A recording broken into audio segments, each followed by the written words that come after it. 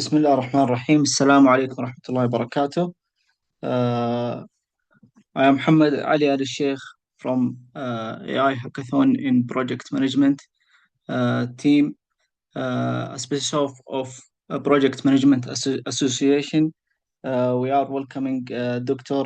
Hassan Albalawi. Uh, Dr. Hassan is a construction tech leader with a deep expertise in AI on chip and field-driven digital solution. He is recognized as advancing project control and implementing real-time decision system across global job site. Welcome, Dr. Hassan.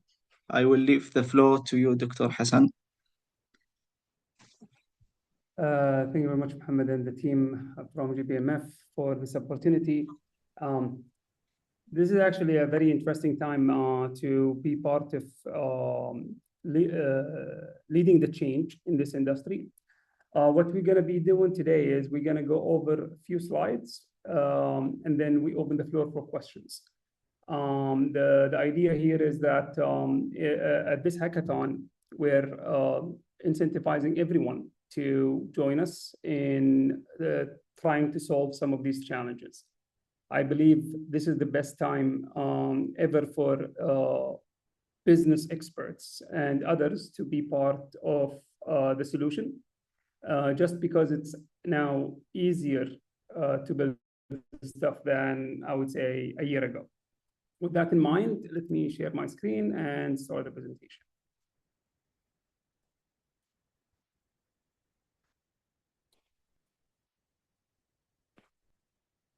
So the focus for the thesis that I'm actually leading in this hackathon is an AI-driven cost forecasting and budget variance detection.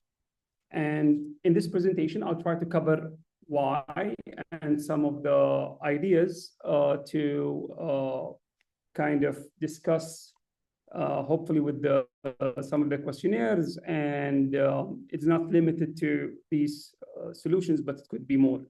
So consider this more like an introduction to the problem than the solution itself. If you're not from construction, well, welcome to construction. We've been trying to predict when construction actually finishes on time, and it has been very difficult, especially when it comes to mega projects. Almost all the mega projects exceed their budget or the schedule. And today, productivity has been, annual global productivity gap in construction has been increasing. I think the number is actually 1.6 trillion. With AI right now, the opportunity is getting bigger and bigger every month. And we believe the number is much bigger than 1.6. So construction started manual. This era has been, despite how much we want it to be digital, we still deal with manual and digital. So we get tools like, for example, Excel, which being used manually. And now we have tools like different kind of tools, whether it's a scheduling tools or different software, and they're not being used as much as or to its full capability. To give you an example, if you are in a construction project and there is a very famous scheduling software called P6 or Primavera owned by Oracle, like even with that tool, it's capable to get the information and update the schedule. People don't use it that way. They use that tool to plan. But then after, let's say, 1 month, they will, or in better scenario, after 1 week, they come and feed it with information so they can replan. So even with the digital tool, they are not using its full capability for many reasons. The idea that we are actually challenging in this hackathon, what if we actually become an intelligent or AI-driven scheduling? Then this is really the era that we believe that could change how utilizing technology can be actually easier with the help of AI. So when you think about the problem in construction, it's usually not because we don't have the data. It's actually the data exists, but it comes either late or inaccurate. And with these kind of gaps of data, we got a problem or challenges to really imagine how this solution can come into reality.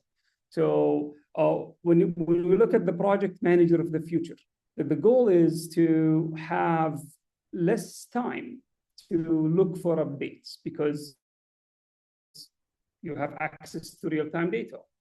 You have more time to manage where the direction of the project and where the project could be led.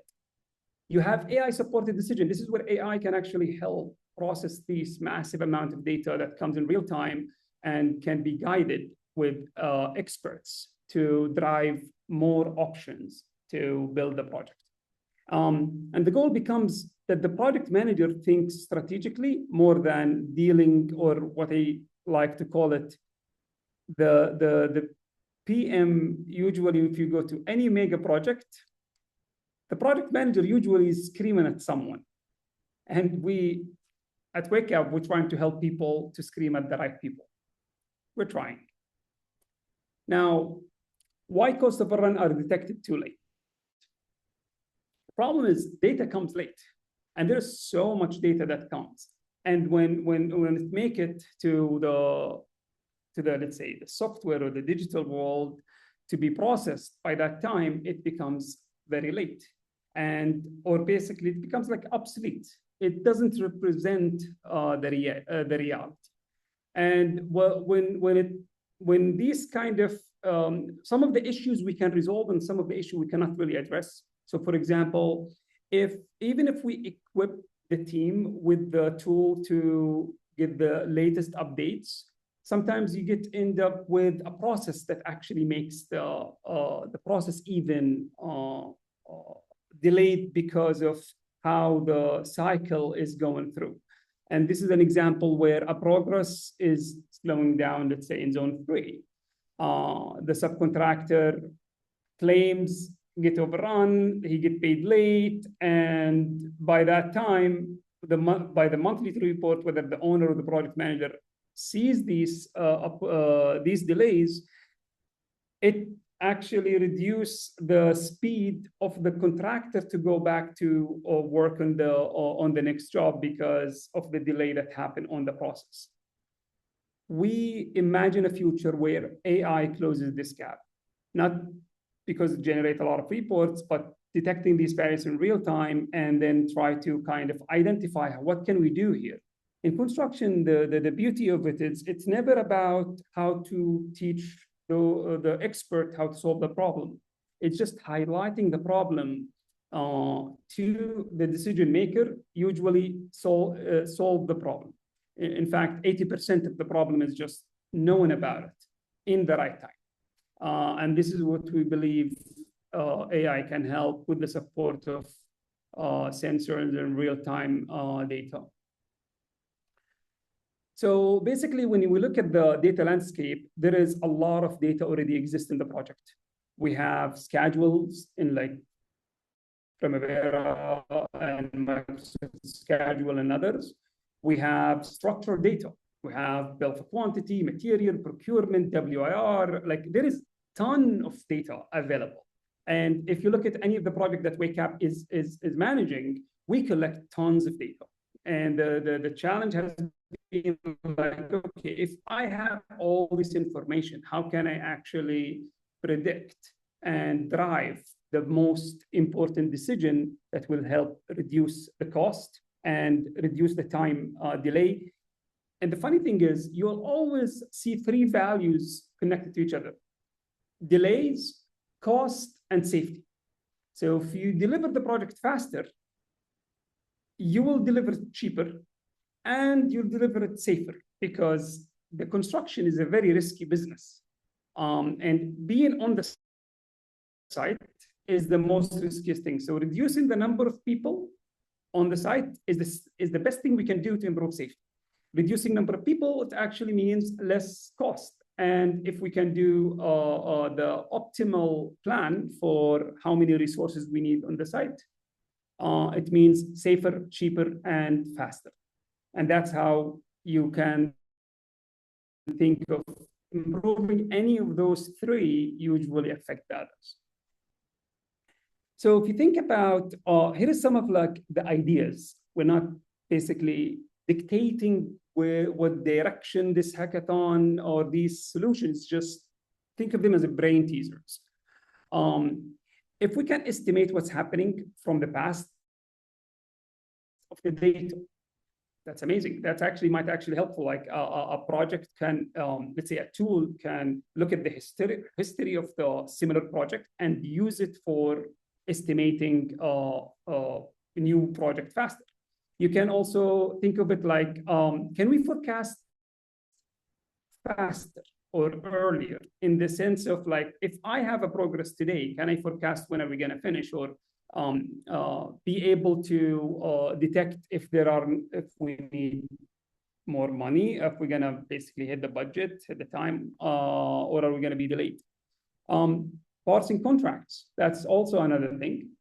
And when we say contract, it doesn't have to be like the main, like, you know, the main project. It could be subcontractor need a contract review. Between the different contractors when they are onboarded on the site. Can be also an idea for like alert smarter. So the anomaly detection that some of the example we mentioned earlier can be part of these ideas. So this information, or this is some of the ideas that we think that it could actually have a huge impact, especially for mega project. And the beauty of construction, despite how difficult it is, construction more or less is the same where you go around the world. Maybe the policy and the process is different from one country to another, but the fundamental problems are more or less the same. So here is like some of the example, like imagine a monthly cost report, how it's actually being generated or being reconciled today, versus imagine a continuous AI running all the time. As data comes in, it detects the cost and actually try to use this information from the perspective of the contract, the data on the site. Like if you don't know Wake Up, for example, we track how many hours people spend on the site and how many hours equipment spent on the site. If this information, and this information, by the way, comes live, like in real time. Imagine this agent where it can try to detect, why do we have so many equipment on the site? Maybe we don't need that many equipment because this is a running cost, any equipment on the site. We can detect we can tell this agent if the equipment is being used or not. We can tell where the workers are. So this information for us are just hours on a location. But for a cost smart agent, it could be converted to $sign or Saudi Riyal in such a way that it makes much more sense to understand there are very, let's say, expensive equipment sitting around for more than 2 days. And having that information available to the decision maker might help them understand it, or let's say, touch the right value for them. Here is the other thing with AI. This is like kind of, we internally in Wake Up, when we are building agents, we really need to think about it from that perspective. So we put these like roles on high level, if you think about it. We are saying, okay, it needs to be traceable. So we need to understand exactly how the logic of that agent reached that decision, and demonstratable to the decision makers. It needs to be auditable, so we can see exactly what happened of every history, what is let's say, the thinking that happened behind it. And we want it to be a human in the loop kind of a thing. So it doesn't to be like, we don't believe that agent will actually just take all the decisions by itself, especially in construction. It needs to be expert-led. And for adopting it better, it needs to be trustworthy. Eventually, maybe they will get out of the loop, but for a starter, we really need to build it for human, not to be fully automated, because it might not work. And the honest is the state of like confidence. Like we need to show every time we make a decision, we basically try to get the agent to give a confidence score, like how confident with this information that you collected, you can like you can imagine like an AI would suggest to you, well, I believe if you bring, let's say, this crew instead of that crew, or maybe replace the scheduled activity with another activity for next week, it might help reduce the cost by this much. And here is my confidence score. This score actually communicate to the human, would you trust this or not? As the data usually sometimes is not really clean, or it's not fully complete, and that tells or helps the human to make a decision whether to dig deeper or make or trust that information as it comes. And here are some of the ideas, more ideas, I believe, in the sense of a continuation to what we mentioned earlier. So the cost heartbeat is one of the things, and here is the plan. Like when I'm preparing for this presentation, I definitely use AI. In fact, I was, and we are also internally in WakeUp, being always a full adopter of AI in the sense of how can we actually, so I actually asked it, okay, what can actually, if I have multiple hackathon teams, give me ideas for such a team. So basically came up with this. And usually we use AI to not only build stuff, but also generate additional idea that's worth trying, because we believe we don't know what's going to work. What works is what actually being tested on the site.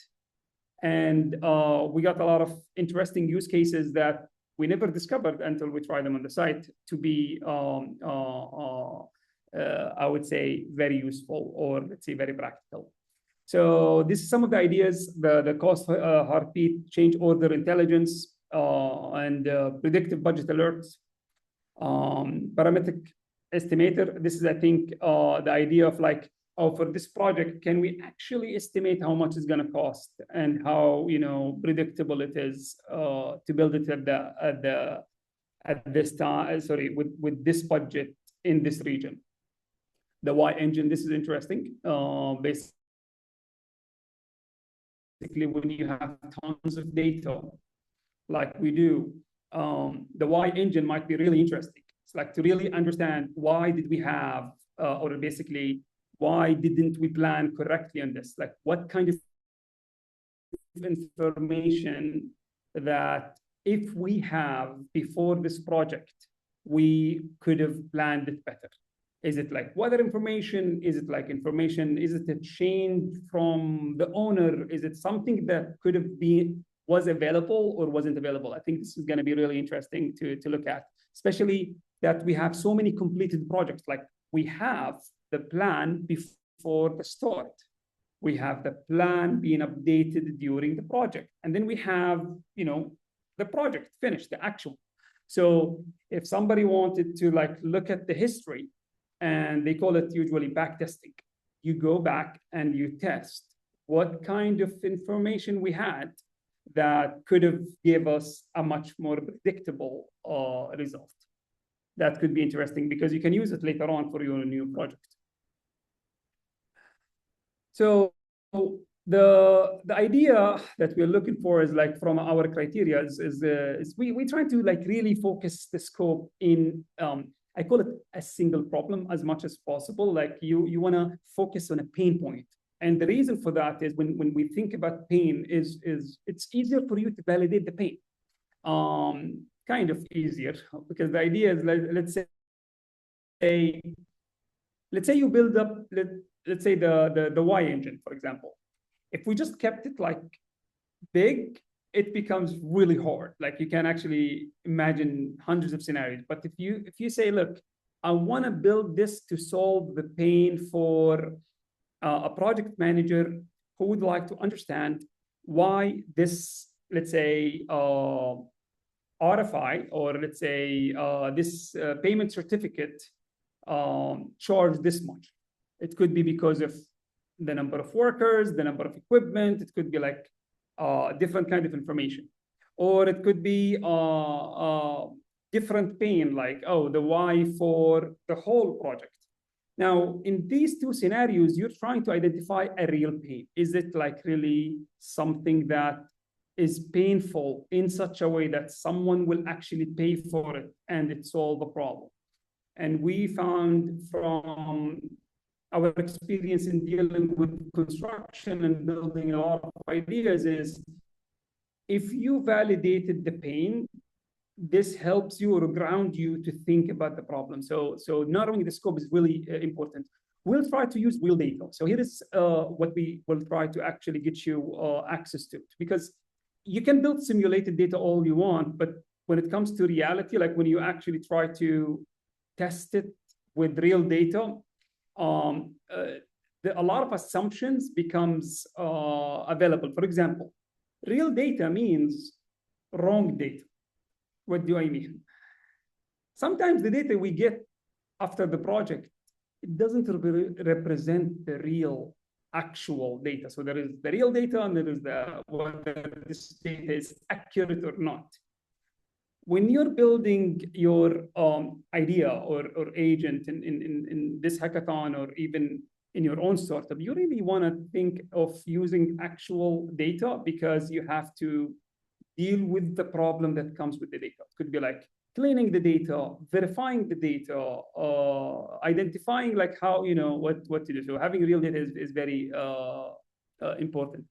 Now, the explainability is a really interesting part. So there has been actually a lot of trials where people build a box, a black box, where they say, okay, we expect if I have this information, I'll just generate some insight. And these insight cannot be explained. It just could be a hallucination. It could be like truly trained, but because they cannot explain it, construction managers and decision makers usually don't trust it.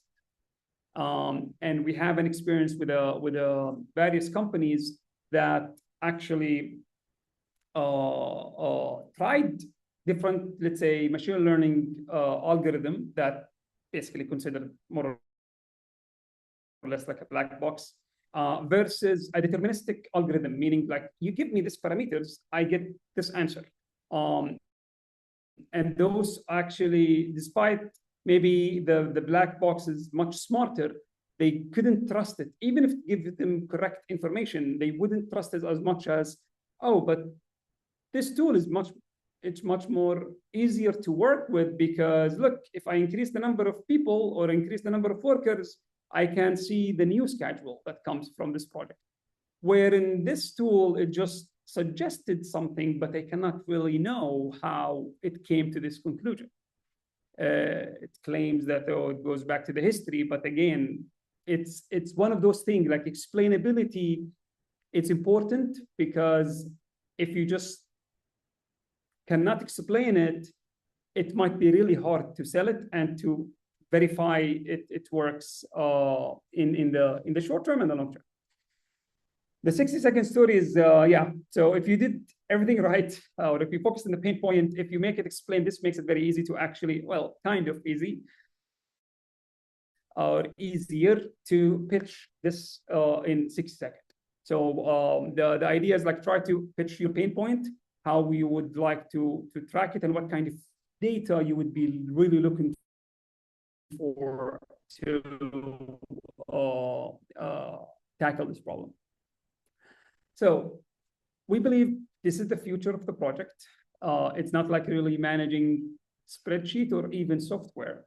We believe it's going to be autonomous. So an AI will be kind of managing the project. And the reason for that is that the agents can be scaled number of people will be less in the project, and because the cost will actually go down. And more importantly, you can scale and accelerate the compute of how much data you can manage and process. But for a single human, it's going to be really, really hard. Even if you put like a group of people, they cannot actually compute the data from the data perspective. So this is where I believe the future of the construction going to go. With that, I would love to this conclude my presentation. Happy to answer any questions coming from the team or the attendees. Yeah. Thank you, Dr. Hassan, for sharing these valuable insights on AI-driven cost forecasting and budget variance detection.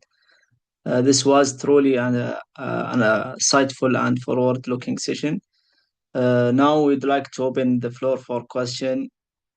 Please, if you have any question or would like to explore any part further, please feel free to share them in the chat or raise your hand.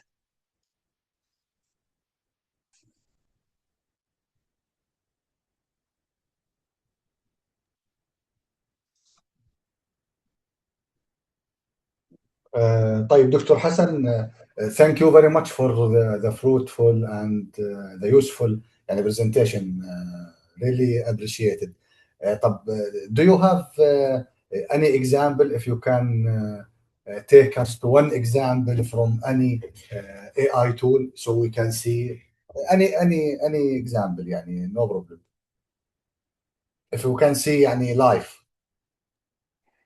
Unfortunately, I don't have like a live information just because some of the tools that we tested before it contain construction project information that we're not allowed to show. But I think what I could talk about, and depending on the questions, definitely we're happy to delve more into it. Everybody, I think, have been exposed to ChatGPT and the like of ChatGPT. In construction, one of the things that we very early were testing with, somebody was taking a picture. Mm-hmm. And that picture, he's like, okay, can you please estimate the progress of this wall? And the way he did that, he just basically took, I think, like a few pictures from like 3 weeks, and then he's like, okay, can the AI actually predict or forecast, or even at that time it was like estimating the progress, and that question actually described a really live example of an AI agent. So what is an AI agent? It's actually 4 components. You have a model, you have a tool, you have a prompt, and a context. So if in this example, what the model is being used could be like Gemini, OpenAI, or like there are like tons of models. He took a picture, so that part of the context. And then the prompt, he was asking for what is the progress. So it asked for the progress. And the tool being used, like, okay, can I actually, tool calling, usually it could be, oh, can I actually take this image and maybe break it down and zoom in? Or sometimes tool calling could be, oh, call the schedule, let's see where it is. Or call, for example, an API to get more context. So if you look at it even from that perspective, what happened is the AI was able to answer his question.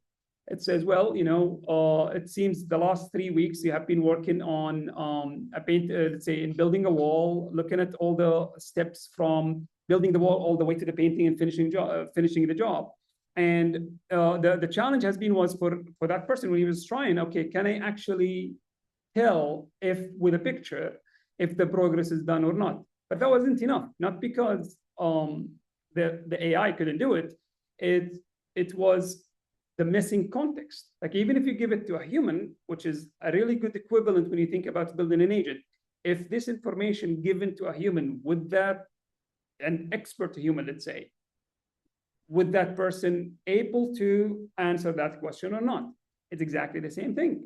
An agent needs a context, a prompt, the right model for that job, and a tool to access different information. If you give it this information, and this is honestly everything around the agent. You create a business application or based on managing those 4 things to formulate an agent that does a job for you. And then you try to automate a lot of this information collection and getting the expertise into the prompt or in the context.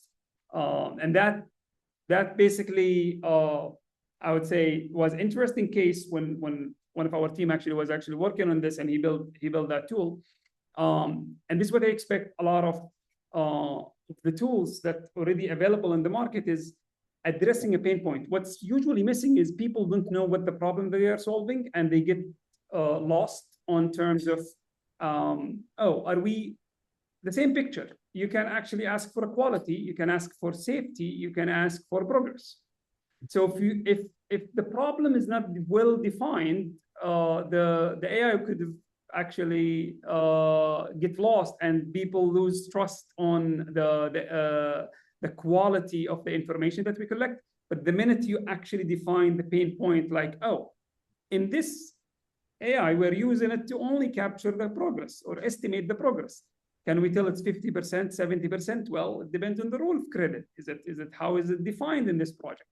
And the more context we give it, the more accurate information we have. So sorry for not really showing you a live tool, but due to the information, but happy to point out a few information. Thank you. Dr. Hassan, which AI tool do you prefer, or let me rephrase it again, in another way, depend on what, because we have thousands of AI tools. Depend on what we can choose. How can we choose the tool that will help us more in our field? Yeah. No, this is a very good question. So when you think about the AI, you can think about it in a couple of ways. One way is to think of it like, okay, I need a search tool. So a search tool could be, you go to ChatGPT, you put your search, it does the search. But sometimes you think of it like as a coding agent, or a coding tool. And this is where the models right now are actually exposing different kind of ways to interact with the model. Because if we think about coding, for example, coding is being, I would say, mastered by Claude recently. However, OpenAI also offered the coding called Codex, for example. Gemini also. So when I think of the tools, there are the use cases, and then there are the models. So the use cases could be coding agents, could be like search, could be like summarizing agent, could be design agent. All of these are use cases. And then you look at, okay, what model should they use for which use case? And you can actually decide on the model based on the use cases. Similarly, what are the tools available around the model that also support the case? So what you can see today in many of these, I would say, AI labs, they are offering, I would call, a vertical integration to different industry.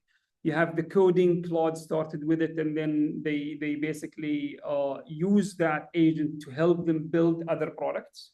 And you have other tools like generating videos, images, and stuff, and they build their own tools for creating a cinematic view or improving different kind of challenges. So the opportunity for construction is really interesting because, I mean, I don't know if we're lucky or not lucky.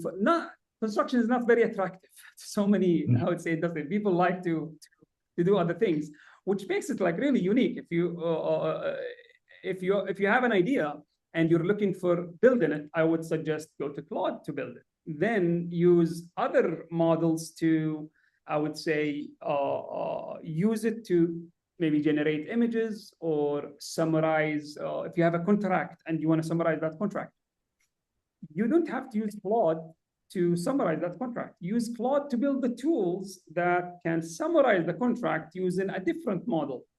That is possible as well. Thank you, Dr. Hassan. Hamad, you will take the questions in the chat. Yeah. Thank you, Engineer Raid, and thank you, Dr. Hassan, for answering. We have a question from Mr. Bilal. How to use AI to review and verify a project invoices? Good question. So I think this is a very interesting case because when you think about verifying an invoice, are we saying we are verifying the invoice document is correct? Or are we verifying that let's say the actual information, let's say someone says, I'm invoicing you for the wall I just built. I think it's the second one. Was that? I think so. I think are we verifying the content of the? I'll answer both. I'm just basic. Sorry, can you hear me now? Is it better? Okay. So I hope you can hear me now. Can you guys hear me? Just to confirm. Yes. So it's called. Yeah, so when we are thinking about verifying the invoice, if someone have documents and they want, let's say you have an office, and this office basically issue payments, the invoice already signed, and you want to verify, is this invoice signed or not, so we can issue a payment. So it's an office job. So the job of the AI is to verify the document because all the information is there. This is a one use case. And it's a real use case. And then there is the other cases where, okay, if I got the invoice, can I go back and collect information from the site to verify this information? That's a different case. Defining which pain point, I would say there is a different solution for it. Both are solvable, but it would be how to use AI to do each one of these cases can be different. But again, it's going to be the same case. Context model, tool prompt, you define those for that particular issue. Let's say, for example, if you want to verify an image, you need a multi-model. If you want to verify, let's say, a video that was attached with the image, you need a multi-model that supports videos. And it goes from there.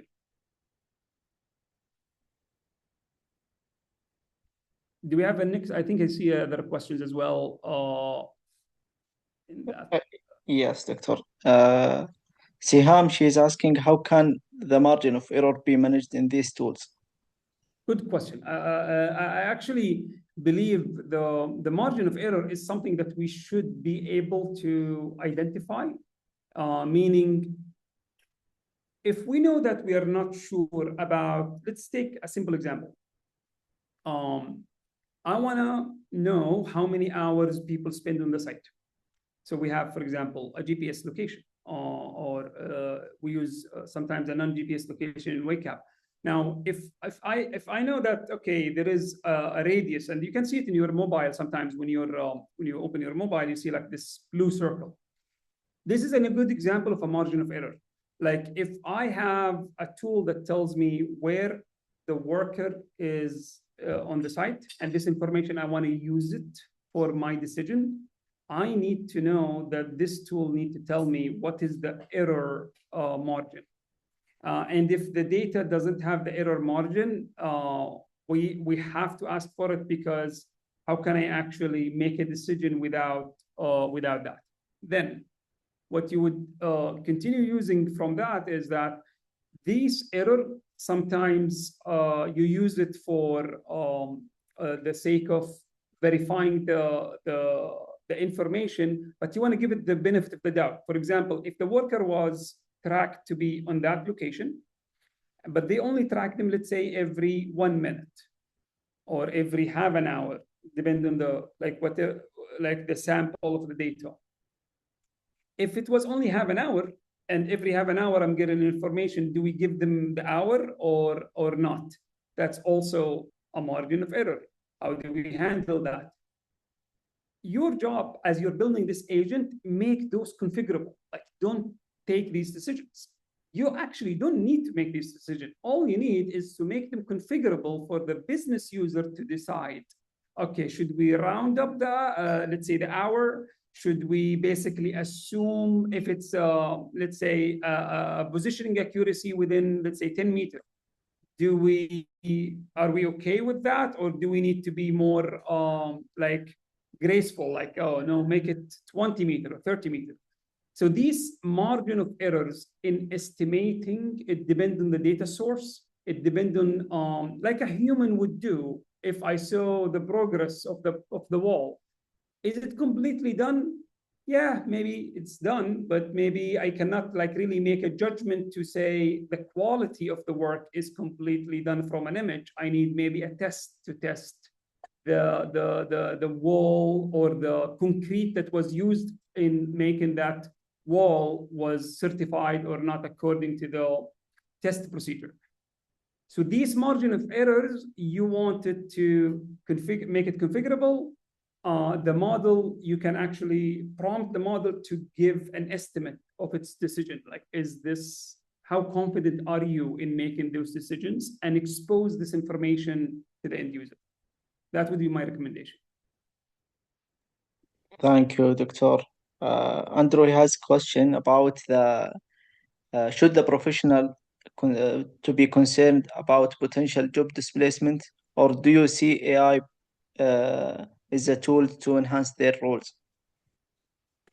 I think definitely the latter, because if you think about calculators, as simple as they, before calculators, there was actually people who are called calculators. They're like human who actually run the calculation. And when the calculator came, it didn't just basically reduce the need for these calculators. They're like more accurate and all of that. But those people were now doing a much, they were using the calculator, but to do higher jobs. And these higher jobs, it could be, they were like calculating, but now they became accountant or became financials. They usually, the tool are just making us smarter. And what I mean here is, humans tend to be worried about their immediate impact of today.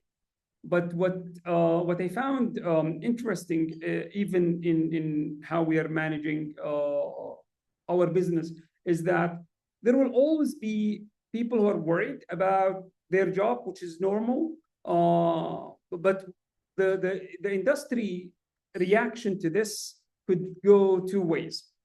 You invest in your people to make them smarter and increase their productivity, or basically like if you don't invest in this, you basically gonna be delayed and out. You're gonna be defeated by the competitors. And in my opinion, what I have seen is the positive mindset is the story. So as someone who's basically being worried about being displaced by AI, no, go and embrace it. Like, embrace the AI. And we did a very internal course for Wake Up a while ago. And basically the course was like how to become irreplaceable. How to become irreplaceable is actually by building stuff that actually replace your job. I know this is kind of like counterintuitive, but the goal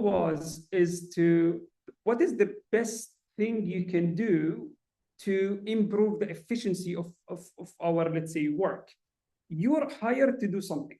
And if you're able to use AI to replace your job, and you take that lead, because you're the expert in what you do, you're like dealing with this. Let's take the example that was mentioned earlier. Let's say your job is to verify the payment, but you verify the signature, and if the signature comes in, you issue the payment. If you build a tool that replaces your job, you will become irreplaceable. What do I mean? Because you demonstrated to the management of your company, look, I found the use case. Now you don't need me to do this job, and I can actually now go and do something smarter.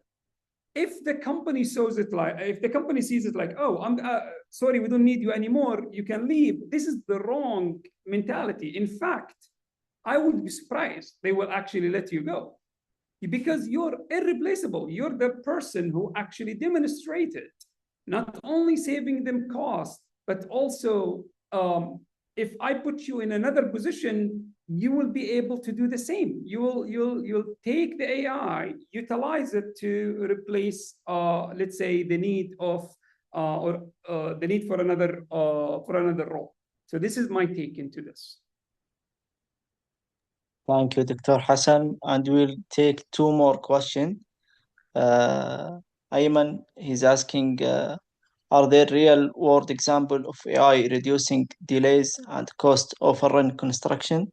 And is anyone actually using it today? Well, there are a lot of claims. That's I would say there is a lot of claims. Everybody in construction tech claims that they are saving money. The problem with construction, in my opinion, it's every new project, they hit reset. They forget about everything before, and they like hit resets like they start from the beginning. And it's rare for seeing a lot of the ROIs in construction, but they do exist in scenarios where companies who actually measure how much investment we had make in using technology to reduce the cost is something that I find interesting in construction, because it depends on who's doing it. Usually contractors who does a lump sum job, or they are incentivized to save and reduce the cost. But sometimes they're like, okay, if I show that I'm reducing the cost, I'm exposing myself to not get paid more. And that mentality, we've been tackling it from day one by working with both contractor and owners. And it is the business incentives today in the construction industry. It's built on a blame. Like the project, the owner is there to, or maybe let me say it in a different way. There are like three main stakeholders. You have the owner and the consultant, the contractor. So the owner wanna deliver the project as fast as possible. You have the contractor who wanna do it as cheap as possible. And you have the consultant who wanna do it as long as possible, because they are getting paid by how many hours they spend on the site. And this gives you an idea of the incentive drives a lot of the pain. So if you're not incentivized to reduce the number of hours, you're not going to use technology to reduce the number of hours you need, because you're paid by the hour. Contractors are paid by sometimes deliverable. So a subcontractor will be hired. Let's say let's say I was hired by the main contractor to finish this wall. And let's say when I was doing the wall, I noticed some problem. But it's not my problem. It's a plumbing problem. Would they care? In the incentives, for me, it's usually not the right thing. In fact, if there is a problem, it will delay my payment. So you see that people will try to hide the problem so they can get paid, even if they saw a problem. And this is actually one of the core issues in this industry. We're not incentivized by or rewarding the overall success of the project. Like this problem, solving it today, it's easier before I finish the wall. I could have just raised it. And there are models in this industry where they try to basically have the risk and reward to be shared between stakeholders. It's easier said than done. But until we have the right incentives, you want to look at any study that's been published. Who did it? Why? Where? What is the incentives for them in handling this? And you will find a lot.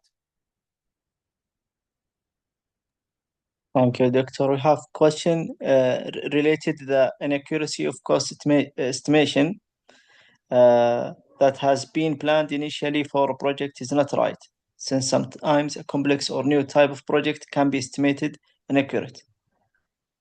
regarding to the type of work, supply chain for material, crew type, quantity per activity, and time consuming to finish activity. These can be changed due to the internal or external sources within the project. That's true. And I think this is exactly why we need agents, because the dynamic nature of the site need agents that deal with this dynamic nature of the site.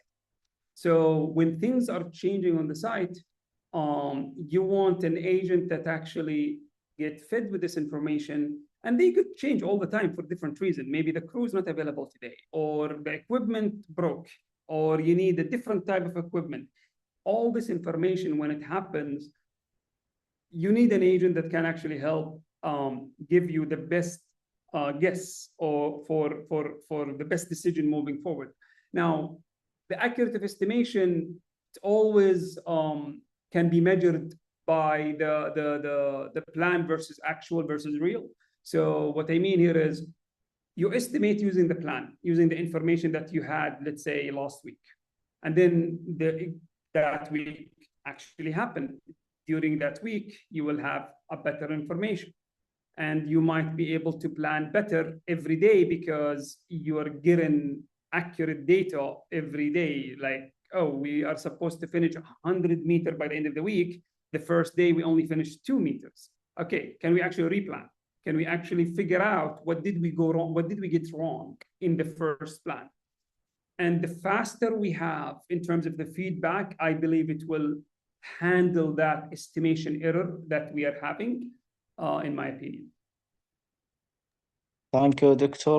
And with the last question from Mr. Basil, what are the main steps that are required from contractors, owner, or BMCs to become agentic in their project control process? Can they use consultant for this or build internally? That's a good question. I think this is also linked to the other questions as well. How do we how can we get started developing agents? I think, look, the challenge right now, I believe, it's a challenge / opportunity, because it used to be problematic in building solutions by business experts. You need to have a technology team, you have to have servers, developers, experience, and those guys are not expert in construction. So by the time you, let's say, communicate that pain, try to come up with a solution and come back and solve it or even test it, that loop is really long. And the unfortunate situation with construction is that during the project, everybody scream about the pain. After the project, everybody forget about the pain. And every project is like a reset.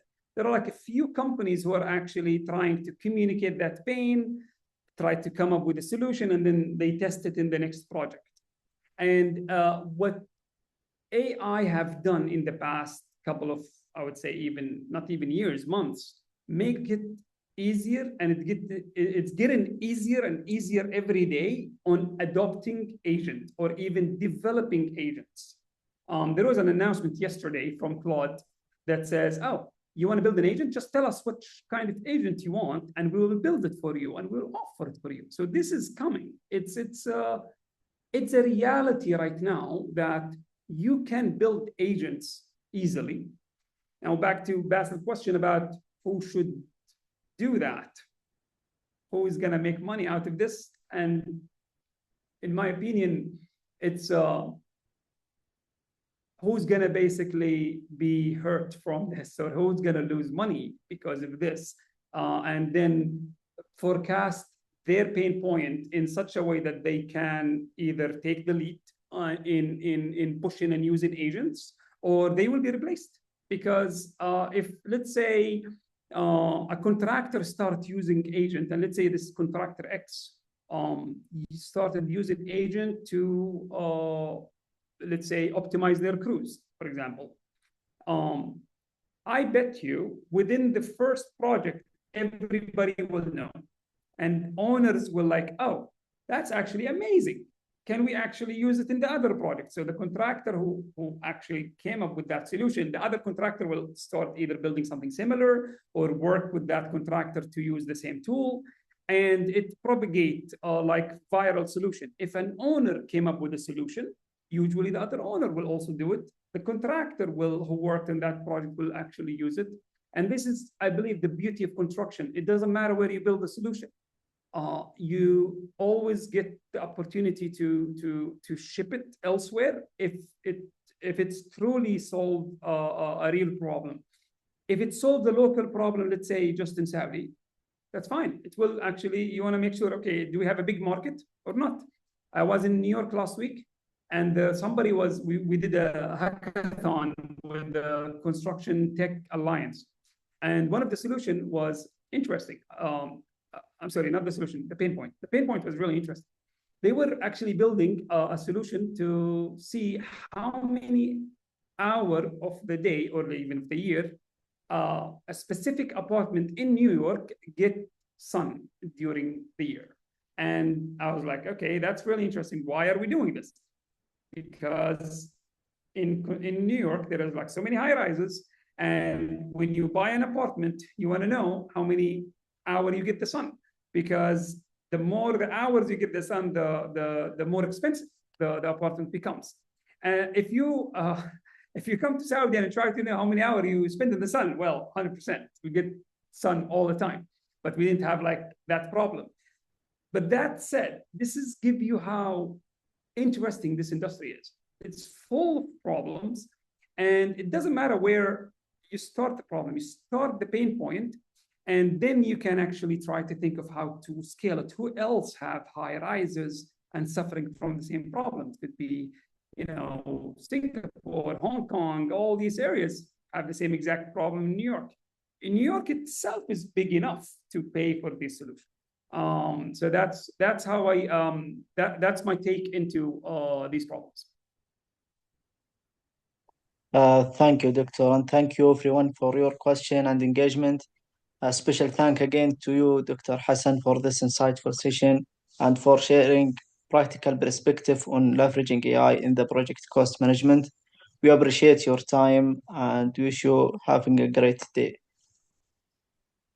Thanks so much, and thanks for everyone, and looking forward for people to sign up for the AI hackathon. Looking forward to working with you, and thank you to the team organizing this. It's very, very exciting time to be part of this movement in improving the construction industry. Thank you. Thank you, Dr. Hassan. يعطيكم العافية وتصبحوا على خير. Thank you. مع السلامة. مع السلامة.